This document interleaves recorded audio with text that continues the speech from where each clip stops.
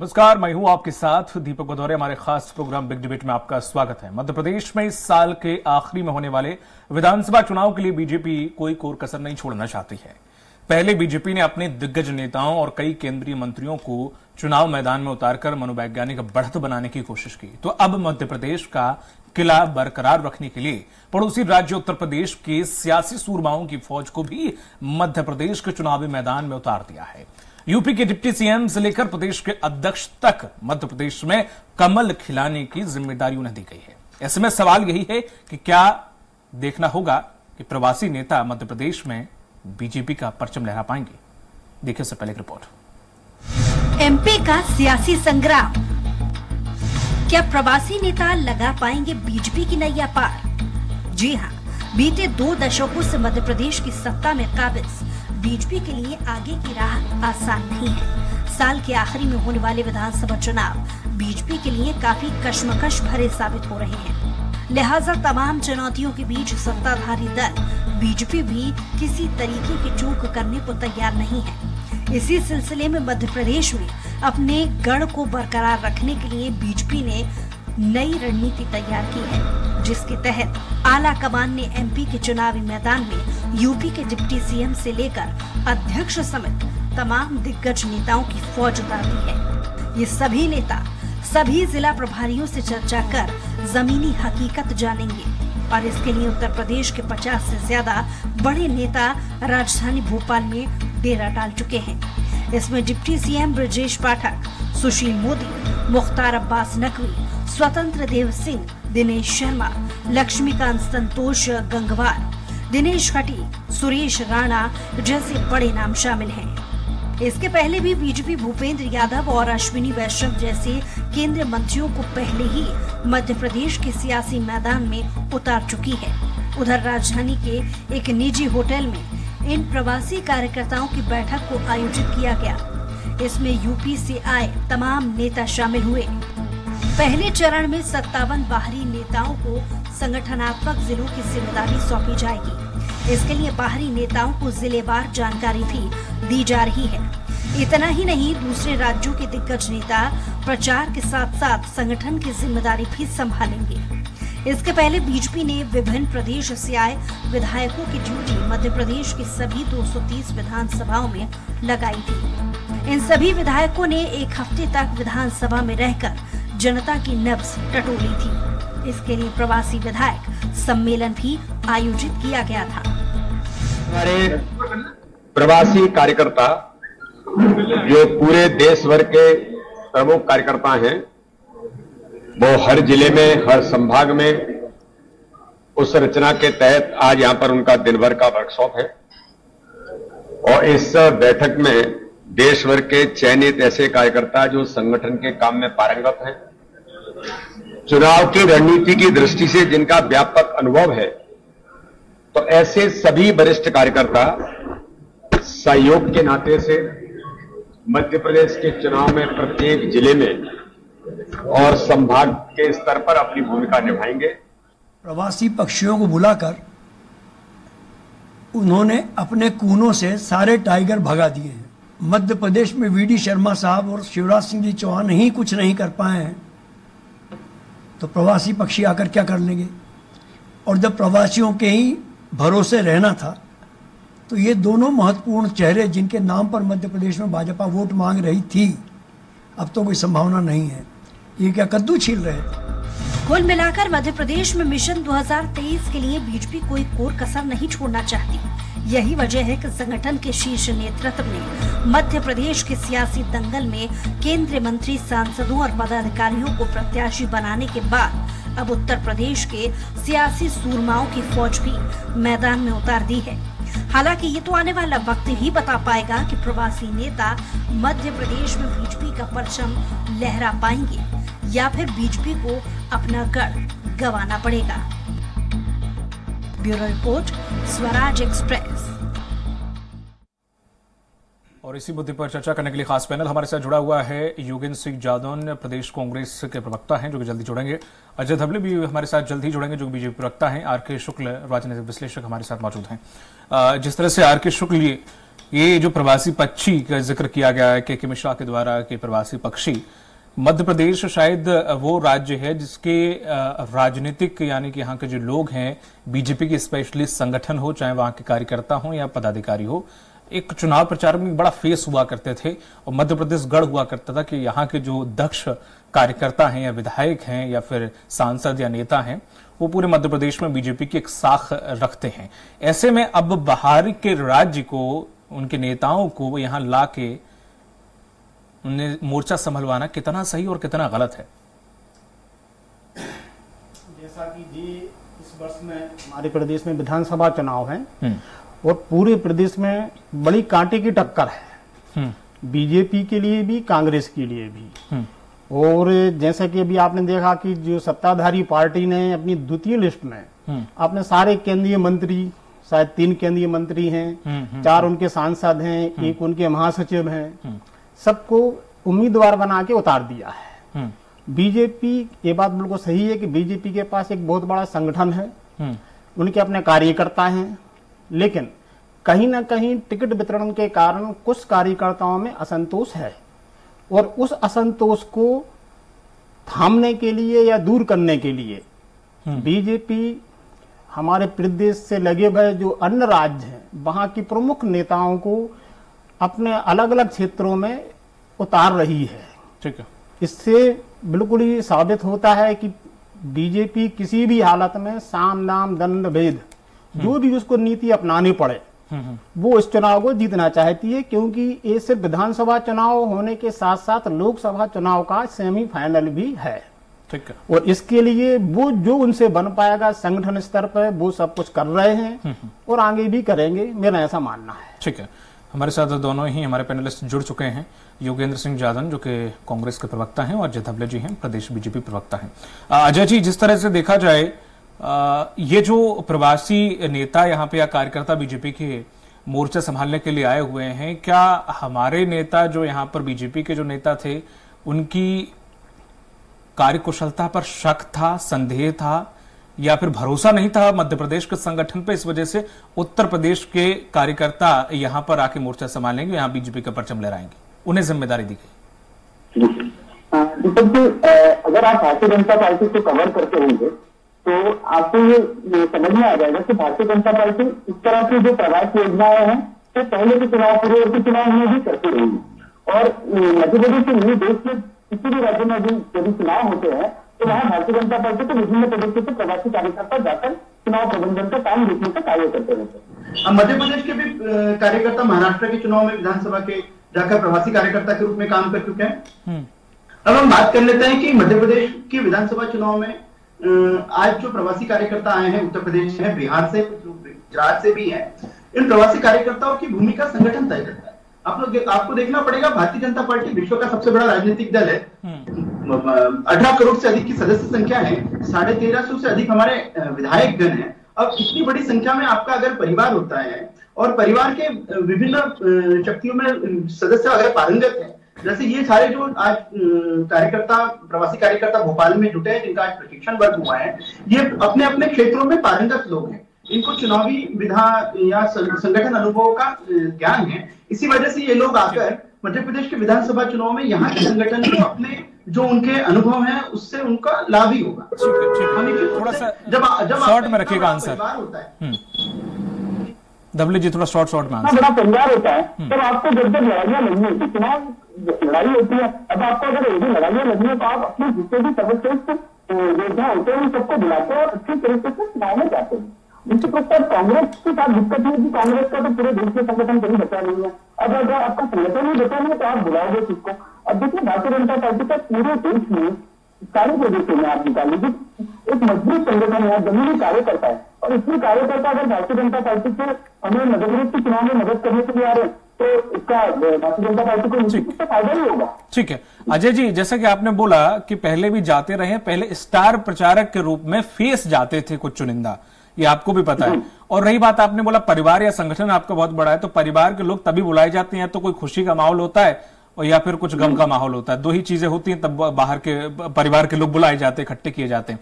और दूसरी आपने चीज कही, अच्छी बात है कि हाँ वो अनुभवी नेता हैं, नो डाउट अनुभवी नेता हैं, लेकिन अच्छा क्या एक बात बताइए आप किसी एक कोई विधानसभा है, उस विधानसभा की क्या तासीर है, क्या इतिहास रहा है, क्या कल्चर रहा है, क्या समीकरण जातिगत रहे हैं, वहां पे क्या पुराना इतिहास नेताओं का चला आ रहा है, ये उन नेताओं को पता हो? एक दिन में आप उन्हें सब पूरी पाठ पढ़ा देंगे क्या?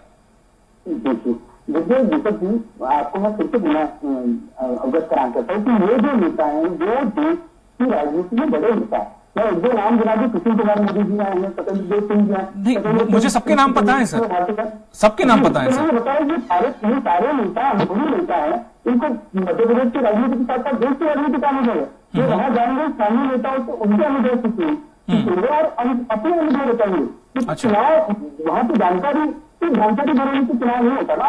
देश की राजनीति में क्या चल रहा है, प्रदेश की राजनीति में क्या चल रहा है, केंद्र सरकार की क्या योजना है, राज्य सरकार की क्या योजना है, और ऊपर के संगठन को कैसे कार्य करना होता है, कार्यकर्ताओं के लिए बीच स्तरीय कार्यक्रम क्या होते हैं, शक्ति केंद्र क्या होता है, ये सारी चीजों पर काम करेंगे ये लोग। भारतीय जनता पार्टी का पूरे देश में एक विस्तृत संगठन का आकार काम करेंगे। ठीक है। कांग्रेस योगेंद्र जी, जिस तरह से देखा जाए, अगर मैं इनसे पूछूंगा कि आप इसको किस तरह से देखते हैं, जो प्रवासी पक्षी आए हैं या फिर जो के मिश्रा जी प्रवासी पक्षी करके संबोधित कर रहे थे, तो आप हो सकता है वैसा ही कुछ जवाब दें। तो ये सवाल से हटके मैं थोड़ा सा दूसरा सवाल आपसे पूछूंगा कि वो लोग तो एक्सपेरिमेंट कर रहे हैं अपने, चाहे वो केंद्रीय नेता हो, चाहे वो राज्य के खांटी नेता हो, वो बुला के सब कुछ कराने की कोशिश कर रहे हैं, साम दाम दंड भेद। कांग्रेस क्या कर रही है? कांग्रेस के पास भी ऐसा कोई प्लान है या फिर इन चीजों में यकीन रखती है या नहीं रखती है? आपके पास नेताओं की कमी है, आप क्या सोच के बैठे हुए हैं भविष्य के लिए? जी के चुनाव मध्य प्रदेश का है और मध्य प्रदेश के इतिहास को, मध्य प्रदेश की पृष्ठभूमि को, मध्य प्रदेश की सामाजिक परिस्थितियों को, यहाँ का स्थानीय नेतृत्व भली बातें समझता है। और हम जिस रणनीति के तहत काम कर रहे हैं उसकी रणनीति बहुत स्पष्ट है कि हम मध्य प्रदेश के अंदर जो भारतीय जनता पार्टी का 18 वर्ष का जो कार्यकाल रहा है और जिस तरह से हमें पिछले चुनाव में जनादेश प्राप्त हुआ था, लेकिन हमें अपदस्थ किस तरीके से किया गया है, और पूरे प्रदेश के किसी भी विभाग में चले जाए, हर विभाग में जिस तरह से कमीशन खोने का खेल है और जिस तरह से भ्रष्टाचार है, उन तमाम मुद्दों को लेकर, स्थानीय मुद्दों को लेकर हम स्थानीय नेतृत्व के माध्यम से पूरी रणनीति के साथ में चुनाव में है। और पूरी तरह से ये स्पष्ट हो चुका है कि सात सांसदों को जो कि टिकट बांटा करते थे, खुद ही टिकट लेकर चुनाव लड़ रहे हैं। आप देख रहे हैं कि पूरी तरह से भारतीय जनता पार्टी की विदाई मध्य प्रदेश की जनता तय कर चुकी है। और शिवराज सिंह जी जिस तरह से हर बार प्रलोभन के माध्यम से जनता को लुभाने का प्रयास कर रहे हैं और जिस प्रकार से इनके केंद्रीय मंत्री खुद चुनाव में उतर चुके हैं, जो पश्चिम बंगाल में भारतीय जनता पार्टी के लिए रणनीति बनाते थे, वे कैलाश विजयवर्गीय जी खुद इंदौर से चुनाव लड़ रहे हैं। तो ये जो सारी परिस्थितियां हैं उससे स्पष्ट करती है कि मध्य प्रदेश के अंदर भारतीय जनता पार्टी पूरी तरह से आने वाले भविष्य में जिस तरह से अपदस्थ होगी और उसे सत्ता जाने का डर पूरी तरह से सता रहा है। और प्रदेश की जनता यह सब कुछ समझ रही है। हम जनता के मुद्दों की राजनीति के साथ में मध्य प्रदेश की जनता के बीच में जाएंगे और प्रदेश में स्थानीय नेतृत्व के माध्यम से हम पूरे प्रदेश में जिस तरह से जन आक्रोश यात्रा निकाल रहे हैं और जिस तरह से उसको हमें जन समर्थन मिल रहा है, आप मध्य प्रदेश की किसी भी दिशा में चले जाइए, सब जगह जनादेश जनता का जो है जन आक्रोश यात्रा के पक्ष में है। और जन आशीर्वाद यात्रा केवल प्रशासनिक कर्मचारियों और आंगनबाड़ी कार्यकर्ताओं तक ही सीमित रह चुकी है, ये मध्य प्रदेश की जनता जान चुकी है। योगेंद्र जी, ऐसा होता है कि जब भी हम कोई कॉपी चेक करते हैं, उस कॉपी को अगर 2 या 3 लोग अपनी नजर मार लेते हैं तो त्रुटियां कम के कम रह जाती हैं। तो ऐसा नहीं लगता आपको कि ठीक है, वो भरोसा है ना, भरोसा ये तो पक्ष विपक्ष की बात है, वो तो कैसे ना कैसे टारगेट करेंगे, लेकिन जितने ज्यादा लोग हों या जितने ज्यादा लोग सर्वे कर रहे हैं या फिर साधने की कोशिश कर रहे हैं, कहीं ना कहीं माइलेज बीजेपी को मिलेगा? आपको नहीं लगता ऐसा? नहीं, भारतीय जनता पार्टी को मध्य प्रदेश में कर्नाटक से भी बड़ी पराजय का सामना करना पड़ेगा। आप दीपक जी आज भी लाइन पे हैं, चुनाव परिणाम के दिन भी आप लाइन पे रहेंगे। बिल्कुल, और मैं आपसे बता देना चाहता हूं कि मध्य प्रदेश में भारतीय जनता पार्टी को जनता नकार चुकी। ठीक है। आर.के. शुक्ल जी, जिस तरह से देखा जाए, जैसा कि प्रवासी नेता जो आए हैं, मेरा भी ये कहना था, क्योंकि अभी रिसेंटली जो पहले भी धवले जी ने बात की कि आए थे अगस्त में 230 विधानसभा में वो लोग पहुंचे थे, भिंड और सीहोर में बड़ा विवाद भी हुआ था इसके पीछे, और वो उल्टे पैर वापस लौट गए थे। ये परीक्षण कुछ कहीं ना कहीं उसका कोई हल नहीं निकला था, लेकिन जो कि नतीजे उनका सर्वे बोला था, सर्वे करेंगे, सर्वे मुझे नहीं लगता कि उनका मान्य हुआ या फिर सर्वे उन तक पहुंचा। केंद्र सरकार ने जो रचना था वो रचा उन्होंने अपने ही हिसाब से। लेकिन अब आप बताइए कि अब वो एक्सपेरिमेंट तब फेल हो गया, अब यहाँ पे कौन एक्सपेरिमेंट किया गया है सिर्फ उत्तर प्रदेश के नेताओं को लाकर, तो कितनी वो जान फूंक पाएंगे या कितना वो मंत्र यहाँ फूंक पाएंगे? देखिए, मैंने पहले ही कहा था कि बीजेपी हो या कांग्रेस हो, साम दाम दंड भी सभी अपनाएंगे।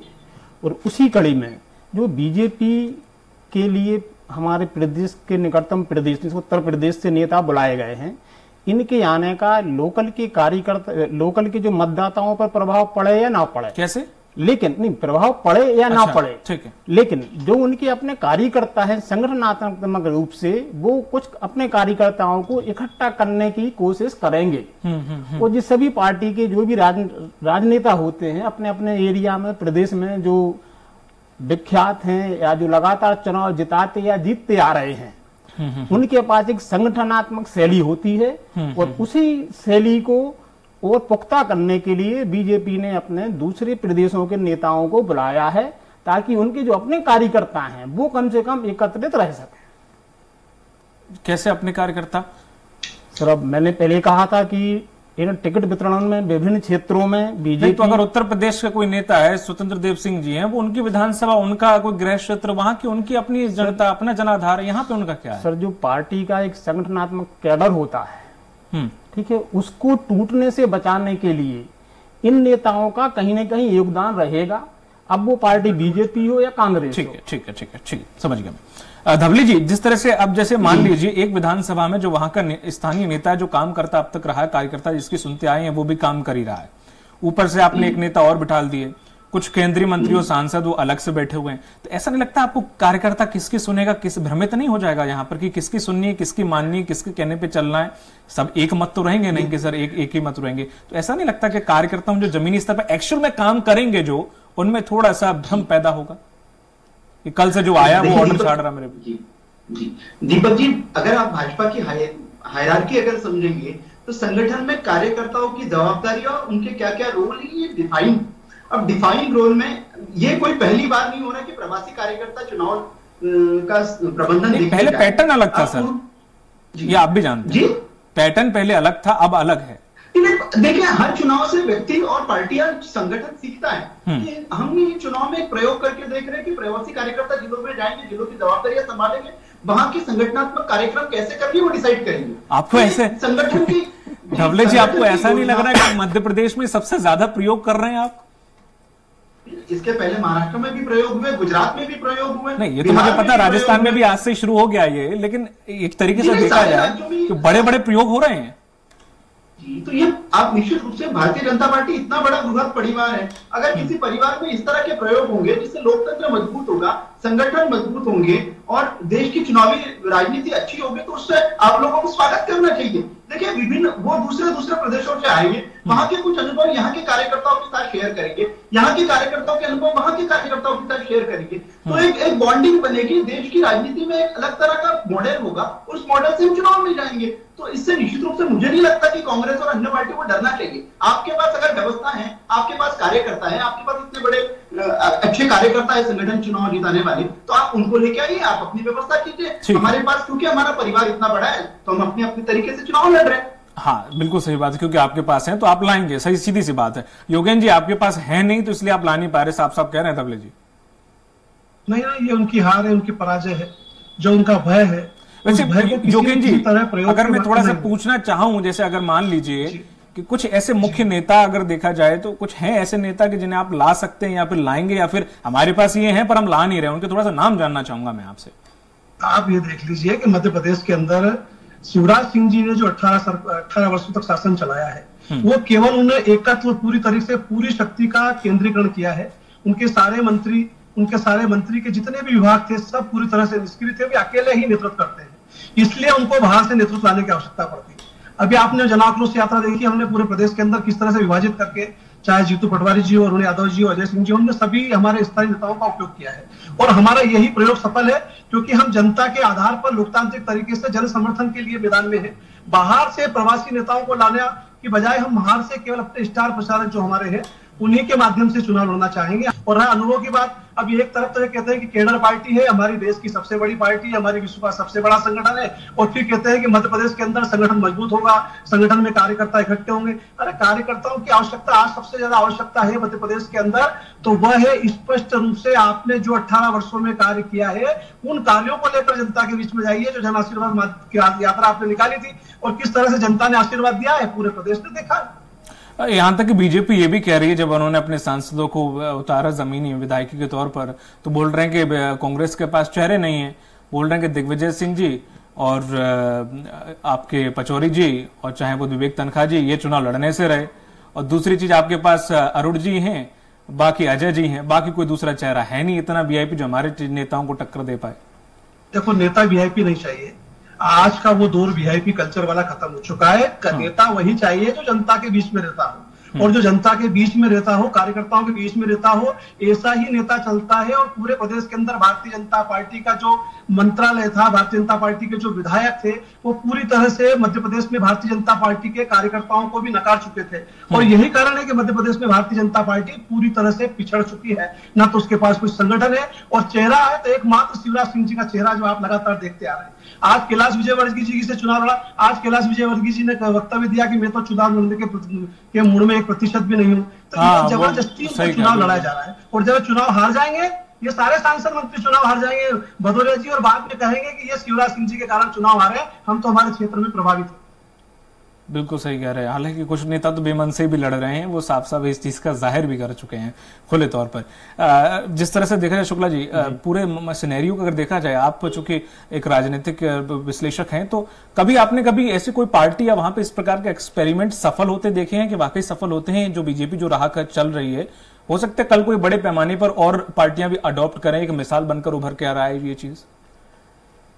सर, प्रवासी नेता जो शब्द है यूज किया जा रहा है, इसका जो बीजेपी के अगर हम इन संदर्भ में बात करें तो निश्चित रूप से इन्होंने अभी जो इसके पहले पश्चिम बंगाल में विधानसभा चुनाव हुए थे, वहां पर बीजेपी का अपना कैडर मेरे हिसाब से थोड़ा कमजोर था, लेकिन उन्होंने पूरे हिंदुस्तान भर के लोग, सारे नेताओं को वहां लगा दिया था। नतीजा क्या निकला कि बीजेपी की शायद 74 या 70, वो जमीन भी तो अछूती थी सर, वहां पे बढ़ती की उन्होंने, कम तो नहीं किए। जो उम्मीद सरकार तो वहां पे सबको पता था बनने से, लेकिन बढ़त उन्होंने हासिल की सर। हाँ, बढ़त हासिल की, लेकिन मेरा मानना है कि एक बहुत बड़ी बढ़त हासिल की, लेकिन हमारे प्रदेश में परिस्थितियां अलग हैं, क्योंकि बीजेपी का कैडर है, कार्यकर्ता है, संगठन है, सत्ता है, ठीक है। अब ये सब चीजें होने के बावजूद अगर बाहर से इन लोगों को बुलाना पड़ रहा है, तो कहीं ना कहीं उनको भी इस चीज का एहसास है कि हमारे प्रदेश में इस बार कुछ भी हो सकता है, क्योंकि कांटे की टक्कर है। अब कांग्रेस इसका कितना फायदा उठा पा रही है ना, ये इस पर निर्भर करेगा कि इस आने वाले विधानसभा चुनाव में ऊंट किस करवट बैठ रहा है। ठीक है, धवले जी, आखिरी सवाल इस तरह से आप पे है। ठीक है, कांग्रेस अपनी कोई भी चाल चल रही है तो बहुत सीक्रेटली चल रही है, कभी कोई कुछ पता नहीं लगने दे रहा अब तक क्या चल रहा है। लेकिन बीजेपी के अंदर खाने में भी ये चीज है कि बड़ा गुमसुम तरीके से कुछ चल रहा है, कुछ चल जरूर रहा है। लेकिन आप जिस तरीके से, क्या ये कोई रणनीति है कि इस तरह से दबाव बनाया जाए, पहले केंद्रीय मंत्रियों को यहाँ पर सेटल किया जाए, अश्विनी वैष्णव हो और मंत्री भूपेंद्र सिंह हो, फिर उसके बाद सांसदों को टिकट दिया जाए जो कि अपने अपने क्षेत्र के दिग्गज नेता हैं, फिर उत्तर प्रदेश का खांटी नेताओं को बुलाया जाए, सूरमाओं को, कि ये लो अब ये पूरा मोर्चा संभालेंगे। अक्सर ये रणनीति कुछ चाइना कभी कभी करता रहा है, इस प्रकार की मानसिक दबाव, क्या कुछ उनमें से है ये सब? देखिए दीपक जी, मैं अपने कांग्रेसी मित्रों से, प्रवक्ताओं को कुछ उत्तर देना चाहता हूँ कि आपके पास, हमारे पास सांसद है चुनाव लड़ाने के, हम लड़ाए। मध्य प्रदेश में 29 लोकसभा सीटों में से 28 हमारे सांसद है, तो हम लड़ा रहे। भाई आपके पास सांसद ही है तो आप किसको चुनाव लड़ाएंगे? रही बात इस रणनीति की, तो देखिए भारतीय जनता पार्टी का एक स्ट्रेटेजिक प्लानिंग के तहत हर चुनाव को लड़ती है। कहीं हमें सफलता मिलती है, कहीं असफलता भी मिलती है। असफलता मिलने के बाद हम ईवीएम पे दोष नहीं देते, हम कहते हैं कि हमारे प्रयासों में कहीं कभी रही हुई होंगी, उसे स्वीकार करते हैं। कांग्रेस का ऐसा है कि चुनाव हार गए तो ईवीएम पे दोष देते हैं। अब रणनीति के रूप में यदि हमारे सारे बड़े नेताओं को संगठन और केंद्रीय नेतृत्व ने आदेश दे दिया कि आपको जाके अपने उन सीटों पे चुनाव लड़ना है जो सीटें भारतीय जनता पार्टी हार चुकी है, तो उन सीटों पे चुनाव लड़ने के लिए केंद्र का नेता आ रहा है, राष्ट्रीय नेता आ रहा है, तो आपको इसको स्वागत करना चाहिए कि लोकतंत्र में ऐसा भी होता है कि देश का कोई कृषि मंत्री है, कोई जल संसाधन मंत्री, वो आके चुनाव लड़ रहा है। तो देखिए ये लोकतंत्र के लिए अच्छी बात है। धावले जी, एक कार्यकर्ता के रूप में वो धावले जी और विधान जी जिस तरह से, हाँ ये समझ में आता है मुझे, आप एमपी पे बड़ा फोकस कर रहे हो, हालांकि एमपी में बराबर की टक्कर कही जा रही है, लेकिन आपने छत्तीसगढ़ को बड़ा अछूता कर दिया। मोदी जी के यहाँ 7 सभाएं हो गई हैं 6 महीने में, वहां पे सिर्फ 2 सभाएं हुई हैं, और यहाँ पे इतने कार्यकर्ता यहाँ भेजे जा रहे, वहां उतने भेजे भी नहीं जा रहे। आप क्या छत्तीसगढ़ से उम्मीद नहीं है कि नहीं वहां पे कुछ हो नहीं सकता, तो मेहनत करने की जरूरत नहीं है? कुछ तो कारण होगा कि मध्य प्रदेश, या तो डर लग रहा है मध्य प्रदेश में आपको सबसे ज्यादा, कुछ तो होगा। दीपक जी छत्तीसगढ़ को भी फॉलो कर लीजिए, छत्तीसगढ़ में प्रवासी कार्यकर्ता जाएंगे और छत्तीसगढ़ में इसी रणनीति के तहत कार्य हो रहा है, क्योंकि वहां कांग्रेस की सरकार है तो हमें मेहनत कम करनी पड़ रही है, क्योंकि वहां की जनता बिल्कुल भारतीय जनता पार्टी के साथ में। वहां जो मुख्यमंत्री जी के ओएसडी भ्रष्टाचार कर रहे हैं, वो सीबीआई और ईडी पकड़ लेके गई है, तो वहां की जनता बिल्कुल समझदार है और वो भारतीय जनता पार्टी को पूर्ण बहुमत देने जाए। मध्य प्रदेश में क्योंकि कांग्रेस को हमें हम इसलिए फ्रंट पे ले रहे हैं क्योंकि यहाँ पे कमलनाथ और दिग्विजय सिंह से धूर्त लोग पॉलिटिक्स कर रहे हैं। दिग्विजय सिंह जैसे भंटाधार अगर देश की राजनीति में पुनः वापस आ जाएंगे तो देश को धरातल मतलब जमीन पे ले जाने वाले नेता है ये, तो इनको राजनीति से बाहर रखने के लिए ऐसी स्ट्रेटेजिक प्लानिंग जरूरी है जो हम कर रहे हैं। जनता पार्टी को जमीन पे ले आएंगे। ठीक है योगेन जी, माफी चाहूंगा, आपको थोड़ा सा समय कम मिल पाया, लेकिन आगे हम कोशिश करेंगे, चूंकि समय निर्धारित है इसलिए क्षमा चाहूंगा। बहुत बहुत शुक्रिया योगेन जी, अजय जी और शुक्ला जी, आप तीनों लोगों का हमारी इस पर चर्चा में शामिल होने के लिए। तो प्रदेश में प्रवासी नेताओं का आना और सर्वे करने का और परीक्षण करने की रणनीति पीछे जरूर कोई ना कोई वजह जरूर होगी, लेकिन प्रवासी नेताओं का आना जरूर विपक्षियों के मुंह में सवाल रखने जैसा है। लेकिन क्या अगस्त में आए अन्य राज्यों के विधायकों की तरह ये एक्सपेरिमेंट महज एक एक्सपेरिमेंट बनकर ना रह जाए? मुझे दीजिए इजाजत, नमस्कार।